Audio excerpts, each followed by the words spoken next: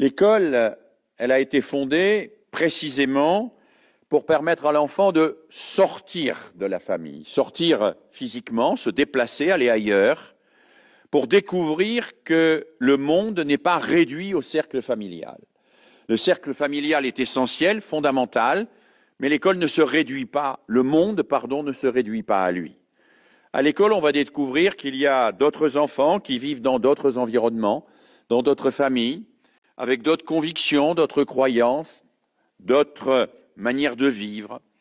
On va découvrir qu'il y a au-delà de l'habitat, au-delà de l'immeuble, un quartier, au-delà du quartier, une ville, au-delà de la ville, un pays, au-delà du pays, un monde, au-delà du monde, une planète, au-delà de cette planète, un univers. On va découvrir qu'il y a d'autres langages que celui que l'on a parlé dans la famille. Et ici, au Luxembourg, cette découverte est particulièrement importante. On va découvrir surtout qu'il y a un monde où la légitimité n'est pas tout à fait la même que celle qui régit l'ordre familial. Dans l'ordre familial, ce qui est important, c'est d'être aimé. Ce qui est important, c'est de respecter et de faire plaisir.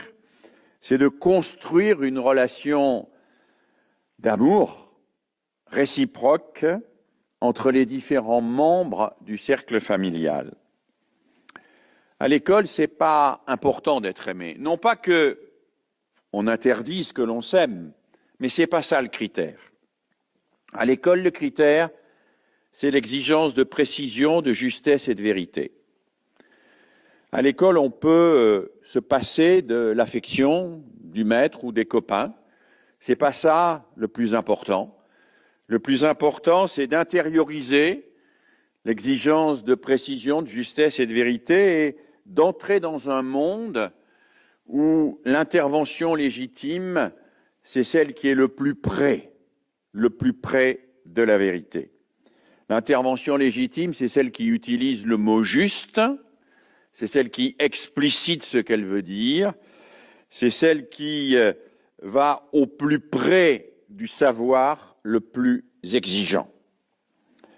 Alors oui, il faut que l'enfant découvre qu'il y a un autre monde que celui de la famille et que ce monde, c'est celui de l'école, que ce monde élargit le cercle, que des cercles concentriques vont progressivement s'organiser autour de lui jusqu'à découvrir ce grand cercle de l'humanité solidaire. Car s'il y a quelque chose que la fin du XXe siècle et le début du XXIe siècle nous ont appris, c'est bien que la solidarité entre les humains et avec la planète n'est pas d'abord une valeur, c'est d'abord un fait. Nous sommes solidaires, que nous le voulions ou non. Et cette solidarité, on la découvre à l'école, on la découvre parce qu'au-delà de la famille, on fait corps avec un univers et on apprend à quel point on est une parcelle de cet univers, solidaire avec cet univers. On élargit le cercle et on partage les savoirs. Partager les savoirs. Voilà quelque chose d'essentiel et d'important. Chacun arrive à l'école avec sa singularité. Chacun arrive à l'école avec sa personnalité. Chacun arrive à l'école avec son histoire, parfois cabossée, parfois heureuse, le plus souvent à la fois heureuse et cabossée. Et ces individus singuliers vont partager les mêmes savoirs. Ils vont travailler sur cette alliance fondatrice de toute société entre l'acceptation de la diversité des individus et la construction de la communauté des savoirs. Ils vont travailler sur cette tresse essentielle à la construction de l'humain qui consiste à s'assumer comme une personne singulière et à partager avec d'autres le plus largement possible les savoirs. Les savoirs, pas nécessairement les croyances. Les croyances relèvent de la sphère familiale, de la sphère privée. Les croyances ne sont pas, selon l'expression du philosophe Fichte, partageables à l'infini. Les croyances sont partageables avec ceux qui nous sont proches, avec ceux qui partagent des convictions. Je peux croire, par exemple, moi, avec quelques-uns d'entre vous, que je vais me réincarner dans une grenouille. C'est une croyance. Je vous fais remarquer que cette croyance, je ne peux pas la prouver, mais que vous ne pouvez pas prouver qu'elle est fausse. Et que donc c'est une croyance. Voilà. La caractéristique d'une croyance, c'est que je ne peux pas prouver qu'elle est vraie, mais vous ne pouvez pas prouver qu'elle est fausse. Elle n'est donc pas partageable à l'infini.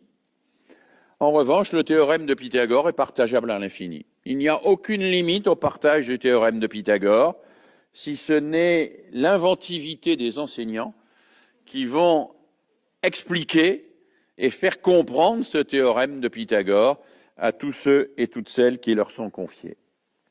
L'école est le lieu du partage des savoirs, c'est donc le lieu de la construction du commun par des individus singuliers. L'école, à cet égard, n'est pas simplement un lieu pour apprendre, c'est un lieu pour apprendre ensemble les mêmes choses, au moins jusqu'à un certain niveau de la scolarité. Et le ensemble est tout aussi important que le apprendre. Pour ma part, on pourrait me prouver qu'un enseignement strictement individualisé, en mettant les élèves sous électrodes avec des logiciels, permettrait qu'ils apprennent plus vite à lire, écrire et compter, les langues étrangères et les mathématiques. Je ne suis pas sûr que je préférerais ce système plus efficace en matière d'apprentissage à une école où certes l'on n'apprend pas toujours parfaitement, mais où l'on apprend ensemble et où l'on apprend à partager et à partager avec les autres ce que l'on apprend. L'école est donc le second lieu, le second pilier de l'éducation, aussi important que celui de l'éducation familiale, qui le prolonge et en même temps est en rupture avec lui.